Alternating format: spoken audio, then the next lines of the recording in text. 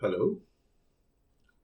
We have so far seen how to prove certain languages are not regular, certain languages are not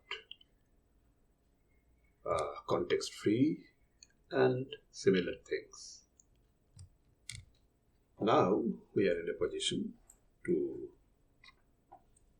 ask and answer the same question about Turing recognizable and Turing decidable languages, but that requires I would say tools much more complicated than a pumping lemma. So we will start today with a technique called diagonalization, and later we will switch to another technique called reduction once we have proved certain languages to be not Turing recognizable or Turing decidable. Okay, so to start with, we introduce the concept of universal Turing machines. Okay, so they are essentially Turing machines that, given the description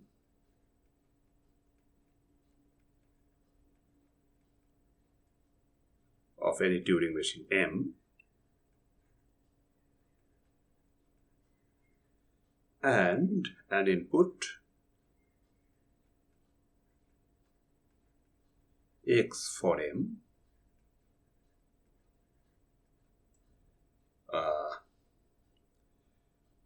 what we will see, this is a Turing machine that runs M on X and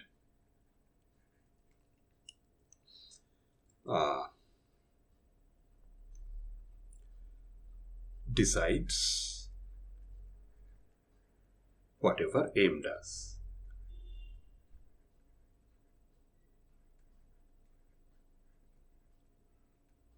Now recall that, so we will give this machine a name U. Okay, so there are three possible behaviors of M on input X. So one possibility is M accepts X by going to state, the accept state, that is which we call T, and we assume that this is a halting configuration for the machine M. It does not mean that this machine M actually grinds to a perfect halt. Okay, it only says that if it ever reaches the state T, it will continue to stay there, and some, let's say, green light glows. After this point onward, the machine will continue to stay in this state T, and this is mathematically called a halting configuration. There is a second possibility. M, I would say, explicitly rejects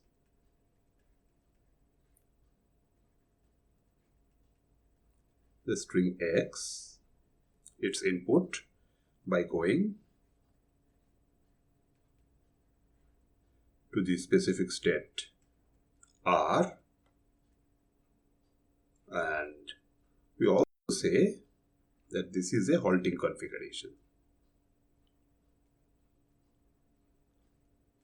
So what does it mean? It means that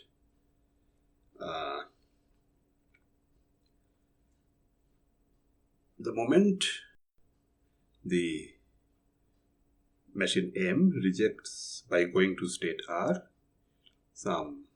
let's say some red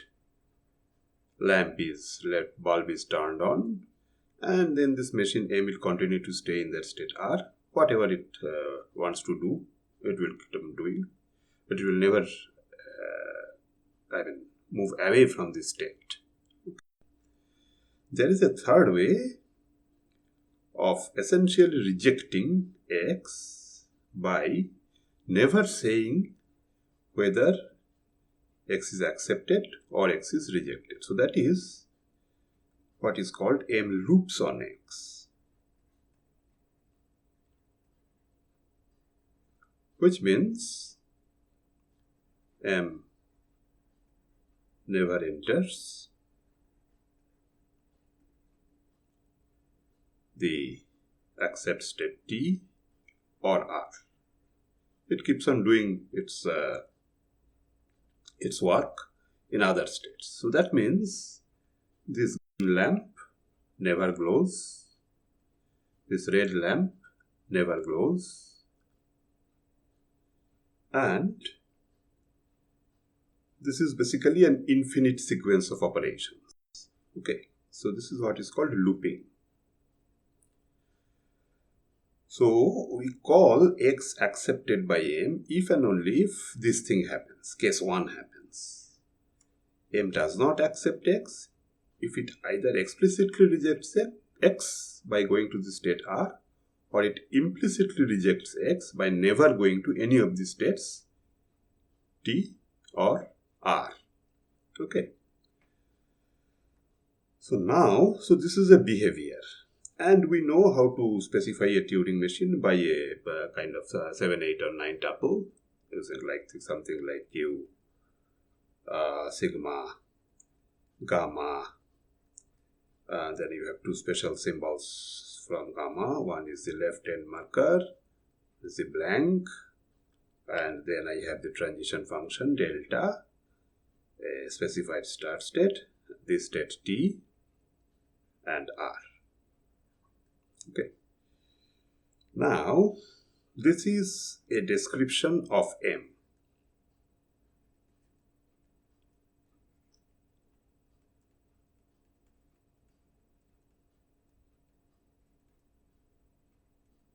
Okay. Now, what this U, our universal Turing machine, does is that, given this description,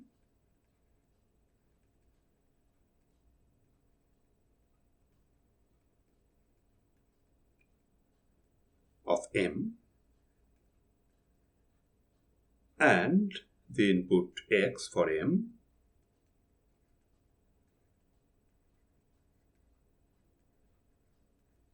U simulates M on X. So this is the basic idea. So now what we first address is how we can give the description of a Turing machine which can be understood by another Turing machine, U. So this is where the concept of encoding of Turing machines comes into picture. Okay. So M should be described, that is this Q, sigma, gamma, these 2 symbols, the transition function S, T and R should be specified in such a way that any other Turing machine, like the universal Turing machine, which is geared to simulating M on X, can easily understand how M works. Okay. So this encoding of a Turing machine should be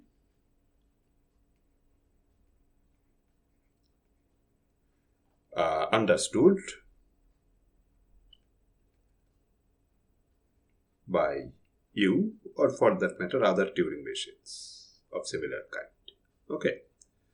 So question is how this can be done. So this is our first question, and let us try to address this. How to encode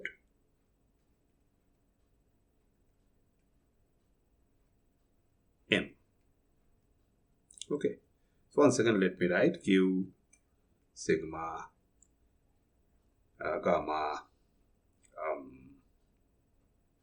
this one, this symbol, delta, S, T, R. Okay. So if Q, for example, is, let's say, N, let's say gamma, the number of step symbols, is M, out of which this sigma is a subset. So this is, let's say, K. Let us say, so these are the two numbers. There are N states that the Turing machine has, M step symbols, out of which K are input symbols. Okay. So if we plan to represent Q as the set 0, 1, 2 to n minus 1, or for that matter you can represent it as 1, 2 up to n, doesn't matter really. And then if you say gamma, so this is just a kind of renumbering, 0, 1, 2, n, m minus 1, and I assume that the first K symbols of this alphabet, tape alphabet, is the input alphabet. So this is 0, 1, 2 up to K minus 1. If I identify Q, gamma and sigma this way, then this is an element of 0 through m minus 1, but not an element of 0 to k minus 1. This is a special symbol. Likewise, this is also an element of 0 to m minus 1, not an element of sigma, that is 0 to k minus 1. So it's between k to m minus 1. This is also k to m minus 1. Also, this symbol and this symbol have to be different. Okay. Finally, S, T and R are three elements of this. So they are also non-negative integers. Okay.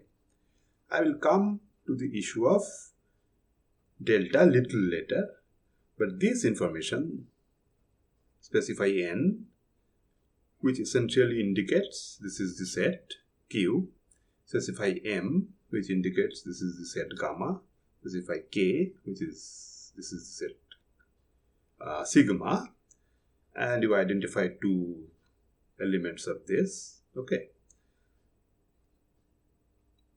For this end marker, left end marker and the blank, and also if you identify three integers S, T and R from this set Q, then you can specify everything about the Turing machine except the transition function. Okay. So now I will have a binary encoding.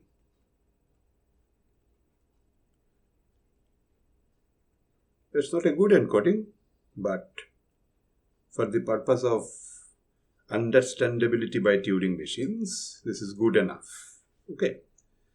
So I can do something like this. So n is represented as 0 power n. M is represented by 0 power m. K is represented by 0 power k. This is the left end marker. So let us call 0 power L. And this is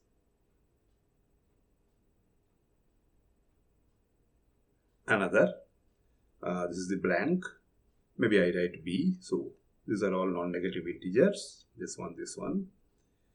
And STR, these are also three non-negative integers. TR. Okay, but if I just concatenate these things, I cannot simply say which one is n, which one is m, which one is k, which one is l, and so on. So what I do, I will use a separator. 1, 1, 1, 1, 1, 1, 1. Possibly one end. Yeah, I also require a 1 at the end in order to say that this sequence of R's has ended. Okay. So these informations, everything about this Turing machine M, except this transition function, can be expressed by this binary string. 0 power n1, 0 power m1.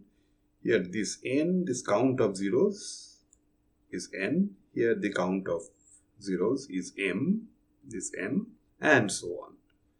And this one, these ones are acting as separators or delimiters. Okay. This one says that n is over. The specification of n is over. Okay. Now, given such a string, any Turing machine, for that matter, can identify what is the value of n, what is the value of m, what is the value of k, what is the value of l, and so on. Okay.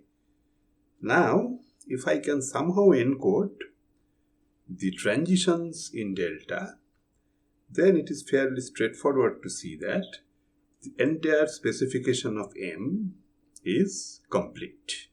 Okay. So, now if I look at delta, every transition is of the form something like this. Let the current state be P, or maybe I write it this way. So let's say it's a deterministic Turing machine, so I can write it this way. P, it reads a symbol A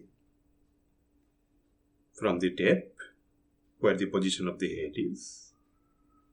Based upon that, it goes to a state Q, which may be same as P. And before going, okay, and then this A is replaced by P, which may be same as A again, and you have a direction. Okay. So direction can be left or right. Okay. So this is how a typical transition looks like for a Turing machine. Okay. So I can, after this specification of these general parameters for this machine capital M, I can one by one specify such transitions, okay, in this form. 0 power P. Okay, P is a state, so it's a number between 0 to n minus 1 and an integer. 0 power P followed by 1 to act as a separator. A is a tape symbol, so it's an integer in the range 0 to m minus 1. So I just specify it as 0 power A, then put a separator 1. Q, Q is once again a state, so I can write it as 0 power Q. B is a tape symbol, so I can write it as 0 power T, terminate. And then you have a direction. We can say left is 0, right is 1. So I can do several things. I can write either 0 or 1 here, or 0 power 0 or 0 power 1, whatever. Maybe I will write 0 or 1, 0 for left, 1 for right. Okay. And I actually, with this convention, do not need a separator because this is a single bit. 0 means left, 1 means right. But these separators are very useful. 1, 1, 1, 1. Okay. Then, what I do, I specify this initially to set up the parameters, and then whatever this M has in its transition function, I keep on writing these rules in this form, one after another. Okay. So this is the start, and then write the rules, write the transitions. Sorry.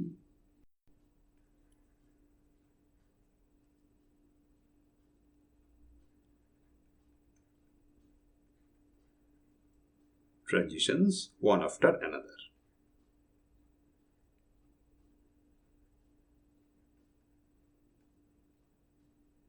Okay, so that completes the description of M, which is a binary encoding of M, and it has to be finite because N, M, K, L, B, S, T, these are all finite integers.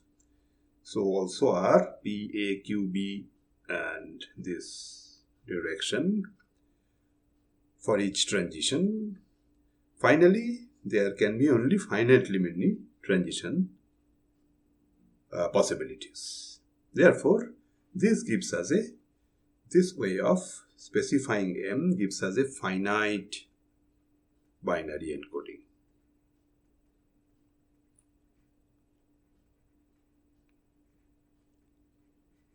Okay.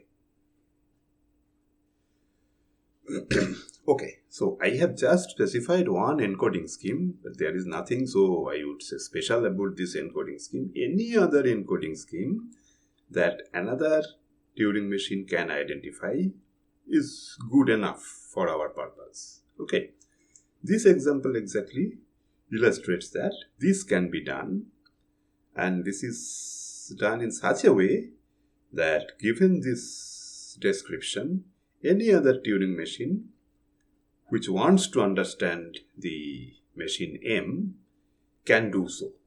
Okay. This followed by the transitions one after another. Okay. So this can be easily parsed by another Turing machine. Okay. So this is a very important realization. Okay. So M can be encoded in binary. What about X? X is nothing but a set of a string like A1, A2, let us give some size. R, ST are all used, maybe AU.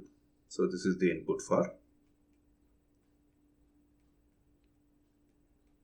M, and we know that these are basically each AI is in sigma, which is currently identified in the set 0 through k minus 1 integers in this range. So I can encode X also as 0 power A1, 1, 0 power A2, 1, 0 power A3, 1, and so on. Eventually I have 1, 0 power AN, maybe 1 to delimit it. Okay. So now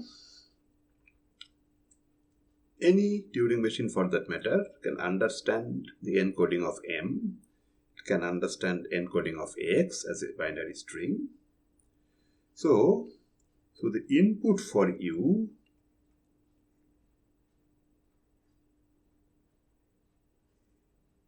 is the description of M in binary, followed by a special symbol I use, hash. Okay, I cannot use 0 or 1 as delimiter. That may be confusing to you. So I will use something like hash and then X. Okay, so a specification of M and an input X for M. And hash is a special symbol outside 0 and 1. Okay, so this is a possible way of specifying and the input for U, M hash X. But of course, you know, M and X are in 0, 1 star, and hash is not in 0, 1. Okay, so if I somehow encode 0, 1 and hash as in binary, then I get a complete binary encoding. For example, I can use the ASCII encodings of 0, 1 and hash. Okay. Or for that matter, since there are only 3 symbols, I can encode this as 0, 0, I can encode this as 0, 1, and maybe I can encode it as 1, 0. Okay. Or maybe 1, 1, or maybe both, whatever.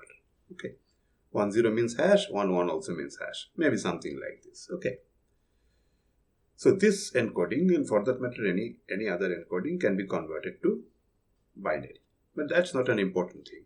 Only important thing is that this machine U, our Turing machine, universal Turing machine M, U, can understand how M behaves.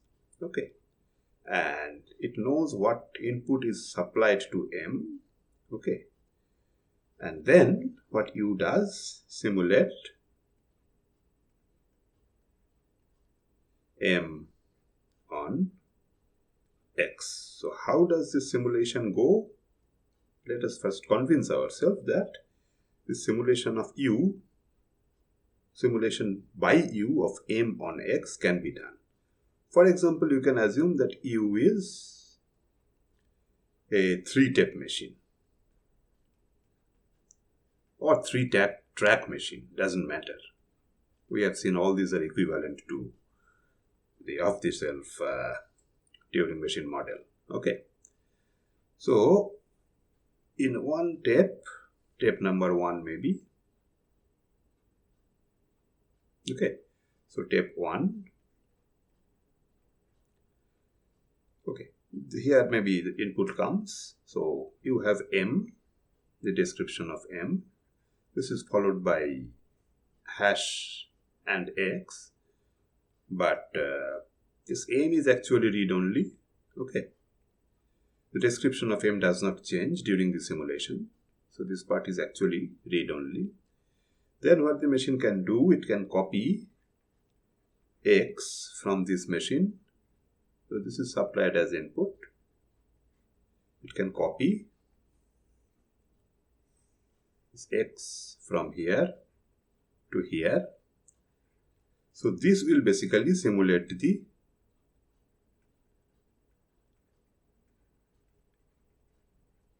tape of M. Okay, and here this is also an important tape for U. This will store the state of M and head position.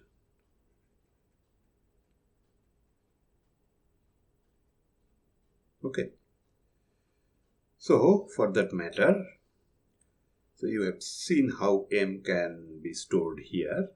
Okay, so let us see. So X may be something like this. So at some point of time, it could be something like 0 power. Instead of A1, this may be rewritten by B1. Then 1, 0 power B2, and so on. 1, here 1, maybe 0 power BH, and so on. Here what our tape 3, it may actually store, if the head is moving at the is pointed to this position, this symbol, it may store something like H here to indicate this is the head position. Sorry, it's not H. H. Current state is P. It may actually store something like 0 power P starting at this position. Okay. So this may be filled with other things like blanks. This may be blanks. Okay. So initialization of M on X. Okay. So actually this works this operation on 0 power lambda 1. So B1 is maybe this, not lambda. This is the end marker. So it starts by writing 0 power this end marker, whatever it is here, 0 power L here, and then writing the start state 0 power S. Okay, it's not 0 power L here, 0 power S. So that is the start configuration. Then the simulator U finds out which state M is in and what symbol it is scanning. This is state can be obtained from the number of zeros here, okay, before the blank appears, and the position of this first zero indicates what symbol it is currently. M's head is currently scanning from the input. Okay. Now it goes to this step, finds out the delta P, whatever symbol A. Okay. So by scanning this description, it can find the transition that specified what it will do. Okay. Then it replaces this by something and then moves the head position this direction or this direction. That means, okay, writes 0 power q somewhere here or somewhere here. Okay. So this simulation can in principle be done by you. Okay.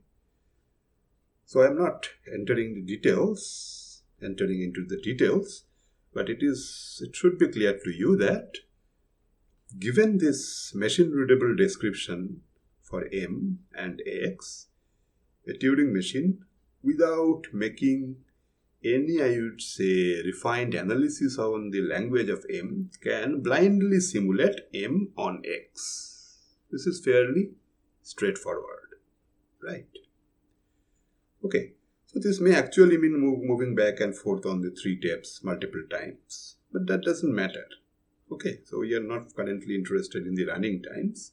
So the simulation of one machine by another can be done provided the machine that you want to simulate and its input can be supplied in a machine readable form like the encoding we have seen earlier. Okay. So now let us see the 3 behaviors. M goes to R. The simulation, U detects it because it has the information about the accept state, T, let's for it accepts T, detects this, okay, because it knows what this T is in the description of M, okay, given to it, detects this, so it goes to its own accept state and halt. Okay, likewise, M ever explicitly goes to state R, the reject state. You can also detect it. So this also rejects and halt. Okay.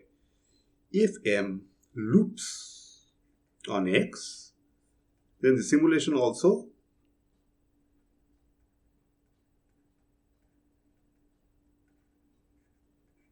loops. Okay. So M never explicitly says I have rejected the input. The simulation also never explicitly says I have rejected the input. Okay.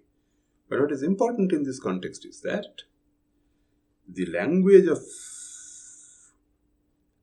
U in this case will be the language of M. Okay.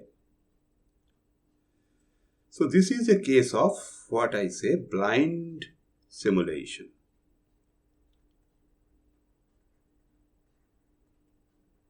Okay. And this, of course, this language depends upon the input M. Okay, so I should not write it this way. Better not.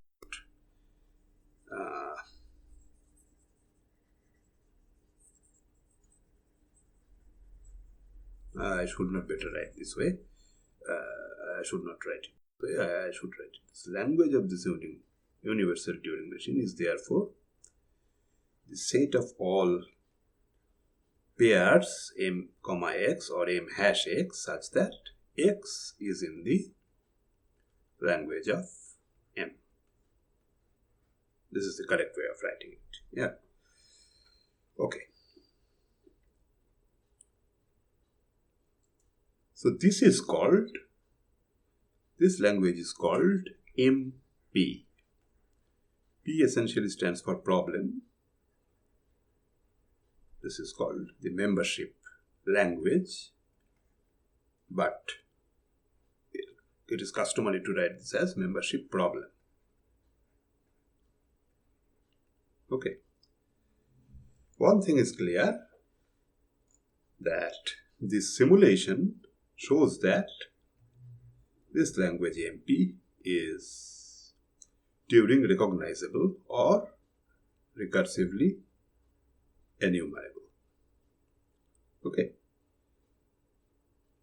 Because if X is actually in the language of M, the simulation will eventually, this M will eventually go to T. The simulation will also go to, it can also detect it and it will accept. If X is not in the language of M, there are two possibilities. M either explicitly goes to R or never goes to R or T. The simulation does exactly the same. Okay. And it never accepts X, this input, if X is not in the language of M. Right. Okay. So, by blind simulation of a machine by another, the universal Turing machine can, I would say, accept this language MP, and this proves MP is recursively enumerable. Okay, because U is after all a Turing machine. Okay. What I will now show for the rest of today, or for that matter, actually I possibly not come to the case of MP today itself. Okay, MP, although recursively enumerable, is not recursive. Okay, so let us first see what does it logically or philosophically means. It's not recursive. Okay, so note that this blind simulation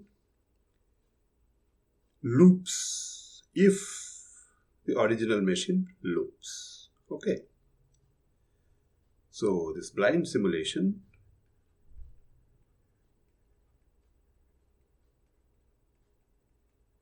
loops if M loops. Okay, so the question is that, is there a more intelligent way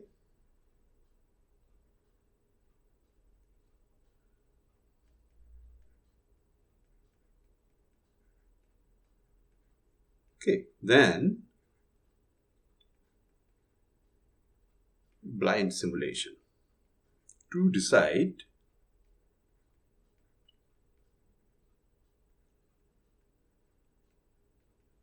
whether M halts on X? So that's a big question. Okay, so you can make some analysis of these transition rules, transition functions, transition entries and all that stuff, and eventually come to a conclusion that on certain input X, M is not going to halt, instead of actually running this blind simulation. Okay, the answer is yes and no. In some cases it is possible. Okay, by looking at the transition table, we can identify some cases where M does not halt on X. But can I make a general purpose Turing machine which in all cases can first decide this? Okay, if such a machine does exist, then I can solve this MP in a recursive manner as follows. So I run that machine, okay, and that machine says, okay, M is going to halt on X, or it is saying if it's not going to halt on X. If M does not halt on X, then I immediately reject and halt. I means a solver for MP. Okay. And if that hypothetical decider says no, okay, it says yes, M is going to halt on X, then I can actually run the simulation and find out whether this halting is in state T or is in state R. Okay, that decides MP. Okay, a blind simulation cannot decide MP. It can be recognized by a Turing machine. It cannot be decided by a Turing machine. That is, cannot be recognized by a total Turing machine. Okay. But if I have a machine that can say whether M halts on X or not, a decider for MP can be designed. Right. So alongside this membership problem, there is another problem which is of concern. This is called the halting problem, HP. This is basically written in the form of a language, M hash X, such that M halts on X. Okay, by explicitly accepting or rejecting. So this HP, so this is called the halting problem, although it's written in the form of a language. It's basically a problem deciding whether M halts on X. So that is the problem. Okay. So HP. Okay. So if HP has a decider, a total Turing machine, then MP also has a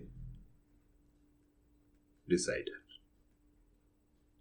Okay, but this is of course only a one-way implication. It is not if and only if. Unless we do something, this does not become. If the halting problem has a decider, then the membership problem also has a decider, because it uses that decider to first decide whether M is going to halt on X or not. If yes, if not, immediately reject and halt. If yes, actually run the simulation and accept or reject as the simulation does. Okay. So this is not if and only for the moment.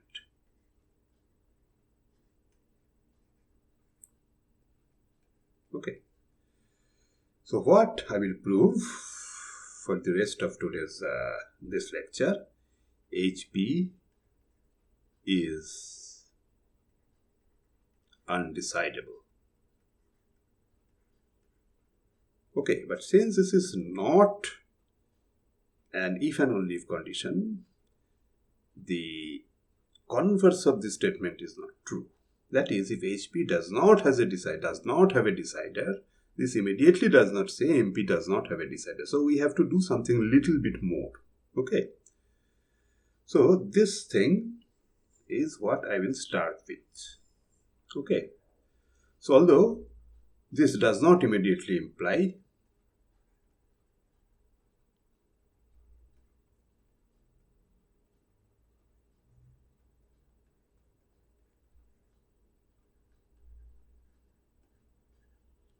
MP is undecidable.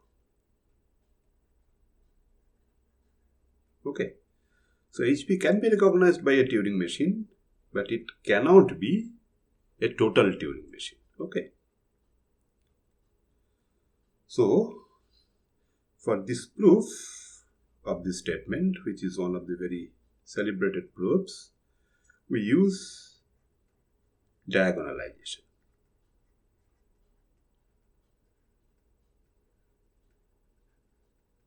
Okay. So what does it mean? Okay. First of all, note that sigma star, which is a subset of, under this encoding scheme, a subset of 0, 1 star, is countable. Okay. Likewise, encoding of M which is again 0, 1 star, is okay. I would say sigma star is countable. M is okay.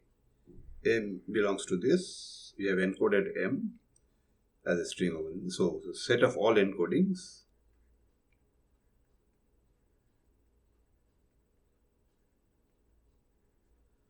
of Turing machines is a subset of, therefore, 0, 1 star, and so is also countable. This is the first, I would say, understanding in the proof. Possible inputs is X has only finitely many, only countably many possibilities. This encoding is also countably many possibilities. Okay. Now I make some assumption. Okay. I make some assumption. Something like invalid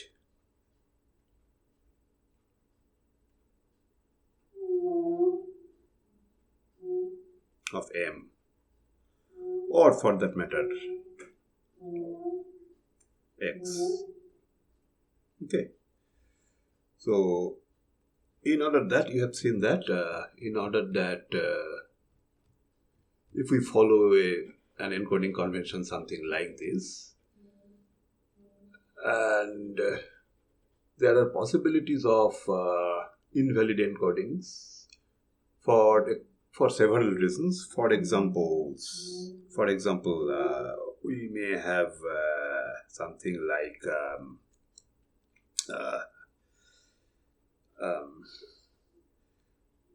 syntax error. For example, I may specify something like, or something like this. Say, I have this description, and then suddenly this encoding ends at 0 power p1. Okay, so that immediately does not lead to any transition. Okay, so there are several possibilities. So syntax errors are possible in a binary string, so that it does not stand for a machine M. Likewise, there are some semantic errors also. For example, if M is less than K, number of tape symbols is less than number of input symbols, then this is also not a valid encoding. And for example, P is greater than equal to N.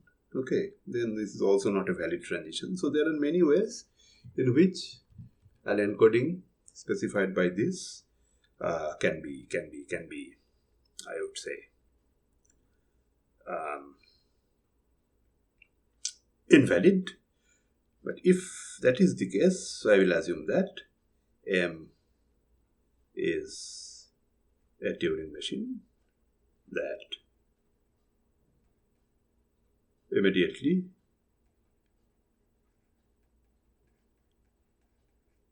rejects and halts.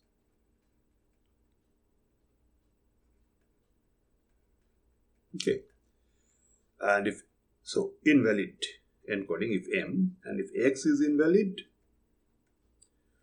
you may substitute it by something like, you may assume that an invalid encoding of an input is something like stands for X equal to epsilon. So this is just some kind of I would say convention we are going to follow. Okay, so that every string can be an encoding of a Turing machine. Likewise, every string, or instead of can be, I can just say is, or instead of an, I can even say the. Every string is the encoding of a TM, and every string is the encoding of an input. Okay. Under the assumption that this is not M is not a valid encoding, we substitute this M by this Turing machine.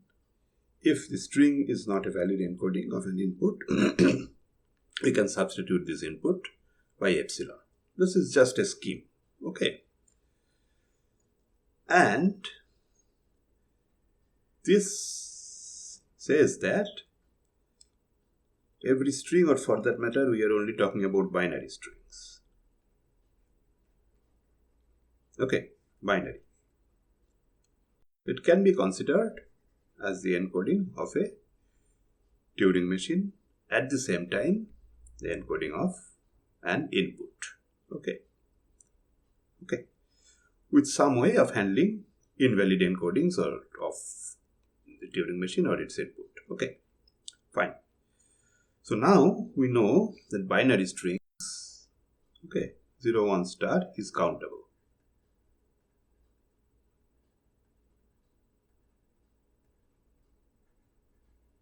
Right. Which means that all the elements of 0, 1 star can be enumerated as alpha 1, alpha 2, alpha 3, alpha 4, and so on. Okay. So this is an exhaustive enumeration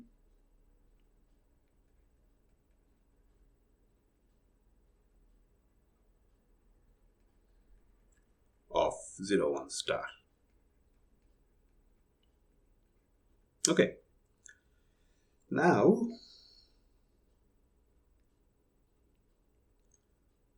so if I just say, for example, alpha 1 may be epsilon, this may be 0, this may be 1, this may be 0, 0, 0, 1, 1, 0, 1, 1, 1, 0, 0, 0, 1, 0, 0, 1, 0, 1, and so on. Okay, whatever, it's not an important issue, but this can be an exhaustive enumeration. Okay. Now, from each alpha I can build a machine Mi. Okay, Turing machine Mi. Okay. If alpha is a valid encoding, it is basically the encoding of Mi. If it is not a valid encoding, it is this machine that immediately rejects and halts. Okay. Likewise, given any string alpha j, I can think of it as an input xj. Okay. With this convention. If it is valid, it's an input. Otherwise, it is epsilon. Okay. So, moreover, if I consider any valid encoding, it will be equal to some alpha. Okay. And if I look at a valid encoding of an input, it will be equal to some alpha j. Okay. So, if I have something like this, M1, M2, M3, Mn, and so on, and here I have x1, x2, x3, xn. So this is an exhaustive listing of all possible inputs. This is an exhaustive list of all possible machines. Okay, so everything is listed. Every Turing machine is listed here, maybe multiple times, doesn't matter. Okay. Likewise here, the strings are listed. And second, it's possible that some strings like epsilon is listed multiple times, but this is an exhaustive list. This is an exhaustive list. This is an exhaustive list of all possible inputs. This is an exhaustive list of all possible machines. Okay. So, assume that HP as a decider. Let us call it a Turing machine K, or whatever, maybe N, D maybe. Maybe I will use D. Decider, so it is D. Okay. So that means This is an exhaustive listing of Turing machines in this direction. M1, M2, M3, and so on, Mn. Here I have an exhaustive listing of all possible strings with possible repetitions, xn and so on. Okay. Now, this decider D, given any string, ith string, mi, and the jth string, xj, okay. So, given any mi and given any xj, it can decide in finite amount of time whether this is halt or loop. Okay. And let us say maybe M1 halts on x1, M1 halts on x2, M1 halts on x3, loops on x3, okay, x4 halt, and so on. M2 likewise, it may be halt on this, loop on this, halt on this, loop on this. M3 may be something like loop, loop, loop, halt, and so on. M4 may be something like, this is the actual behavior of M4, H, L, L, L, something like this. Okay. Now, this is a two-dimensional table. Given any I to indicate the ith machine under the encoding scheme with possible conventions to handle invalid inputs, invalid encodings, and given a j, a column number, this decider can find out whether what this ijth entry is, whether it is h or l. Okay, it can say in a finite amount of time. Okay. So, this is the thing we start with. Okay. So, given I and j, D can say decide, say, whether the ijth entry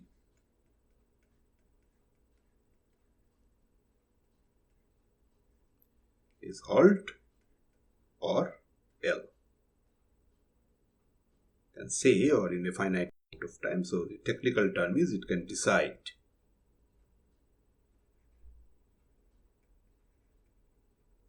Okay. Then, if that is the case, okay. So this is the tricky part of this proof. So if HP has a decider, this is a hypothetical decider. I will eventually prove such a decider is impossible. But given D, construct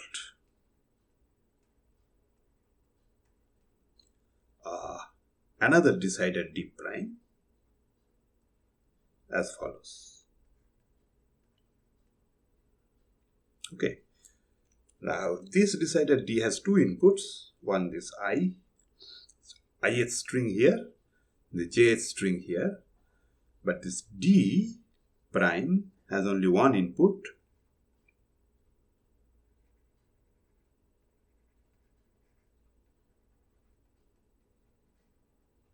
Which may be the ith string xi. Okay. Alpha I or xi, whatever. Okay. Ith string. Okay. What D prime does is the tricky thing. D prime simulates. Okay, not simulates. It's not the exact question of simulating.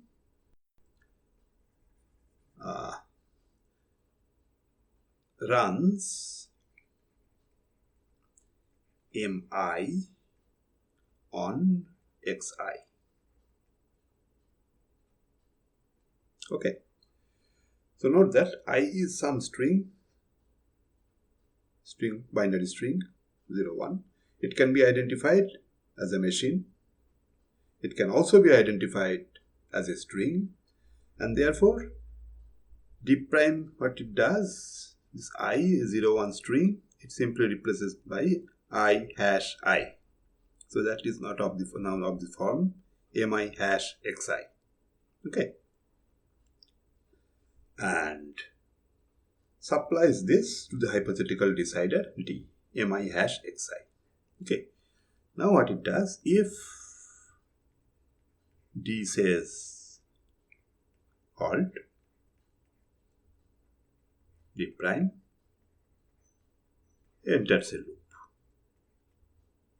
which may be a trivial loop. Simply keep on moving forward, okay, in the right direction. And if d says low, d says loop, d prime maybe accepts and halts.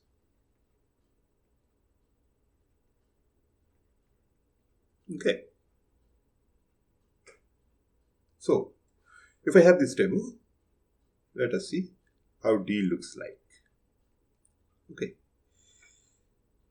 D prime, if the input is the first string, okay, in the enumeration, it replaces by m1 hash x1, runs d, this says h, halt, therefore d goes to a looping behavior.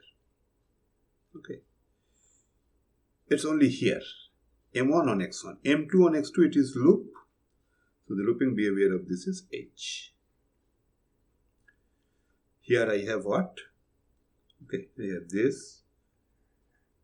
If the input to d is the third string, then it calls d on m3 comma x3 or m3 hash x3. Since the decision is L, it halts.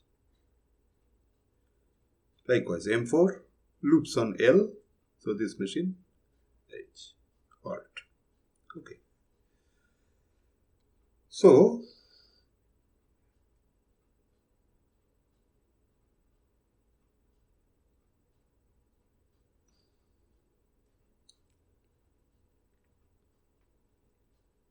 okay.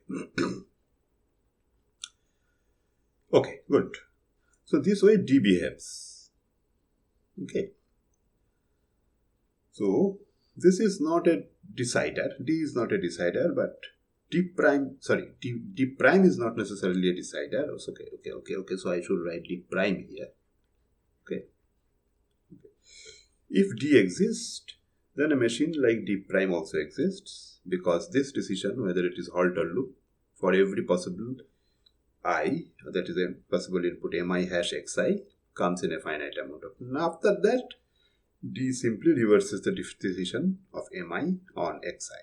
Okay. So if d exists, a machine d prime, a Turing machine d prime, can be constructed. Okay, it's fairly straightforward, right? But the problem is that d prime is a Turing machine. It's not a decider, that doesn't matter. The construction of d depends, the prime depends upon the decider d. Okay, that's fine. But d prime is a Turing machine, not necessarily a total Turing machine. Okay.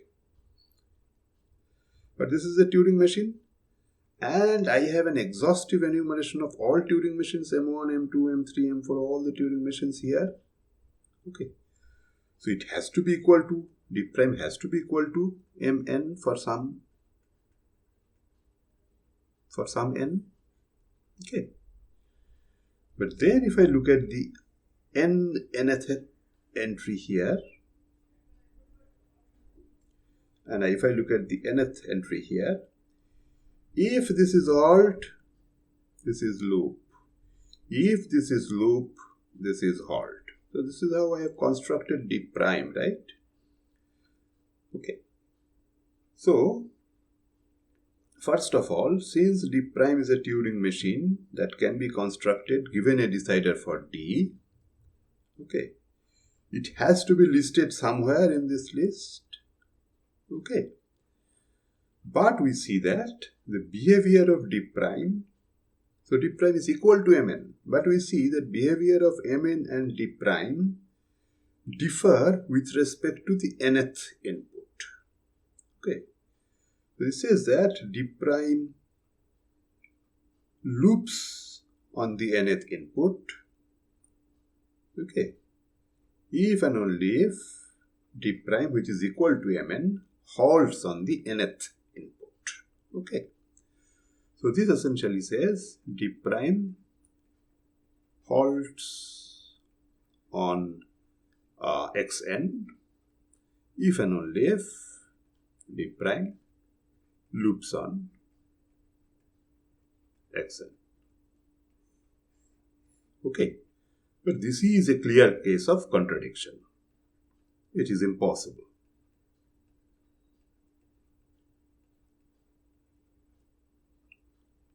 Agree? Therefore, if we had a hypothetical decider D for the halting problem, I arrive at this contradiction. This in turn implies that D cannot exist.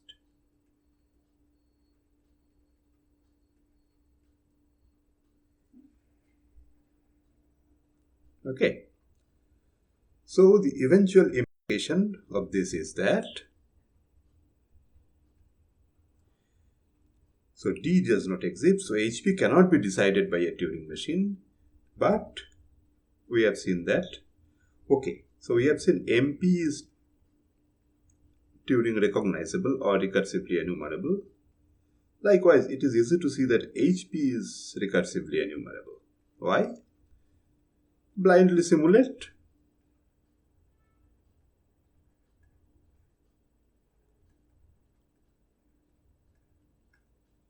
Okay. M on X, if M goes to T or R, accept. That's it. Otherwise, if the simulation never ends, then there is no explicit reject. Okay. So here in this blind simulation, all acceptance is by going to state T or R. So here, in this simulation, all acceptance, all rejections are implicit.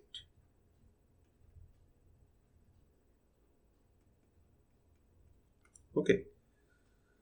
So this gives us our first example of a language, HP, is recursively enumerable but not recursive. Okay. So I have something like this set of all recursive languages is therefore a strict subset of recursively enumerable languages. Okay. So HP is recursively enumerable but not recursive. So HP sits somewhere here. Outside recursive but inside recursive enumerable. Okay. So we look at many other languages, and as we have discussed earlier, the non-recursiveness of HP does not immediately imply the non-recursiveness of MP. Okay. So the next theorem that we will prove, MP is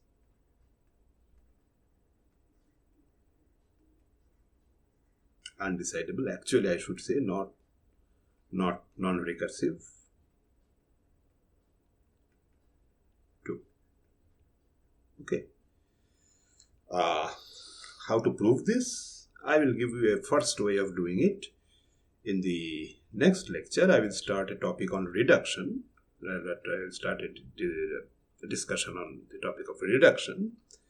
But you can actually establish MP is not decidable by using a similar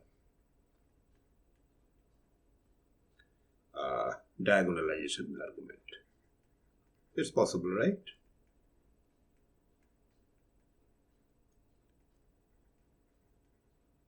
Okay.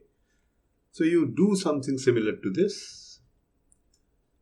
So suppose that this MP has a decider D. So when I on input M hash X, it says accept or not accept. Okay. So if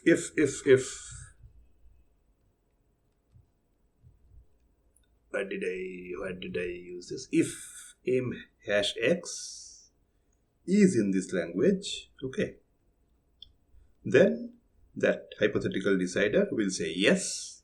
If it is not, it will say no. Okay. But it gives us no hint about whether this rejection is an explicit rejection by going to state R or it's an implicit rejection, but it doesn't matter. So if we now have a table, we now have a table, accept, not accept, accept, not accept, something like this, accept, not accept, not accept, not accept. Okay, in this way we can build a table. Okay, depending upon whether M belongs Mi accepts Xj, okay, or not. And then from that, by flipping this diagonal, you can actually construct a Turing machine D prime, and once again you will see this is a Turing machine, so it must be listed somewhere. But this acceptance and not acceptance things are different for the nth string. Okay. So using a very similar diagonalization argument, you can prove that the membership problem is also undecidable. I am leaving the proof to you. Use a similar diagonalization argument. Maybe I just leave it to you as an exercise. Fairly straightforward. If you understand the proof of this previous diagonalization argument, it's fairly straightforward. But in the next lecture, we will use a separate technique called reduction to prove that the membership problem is undecidable. Okay. Okay, fine. So let us stop here. It's actually a longer than 1 hour session, but anyway, we'll meet again later. See you.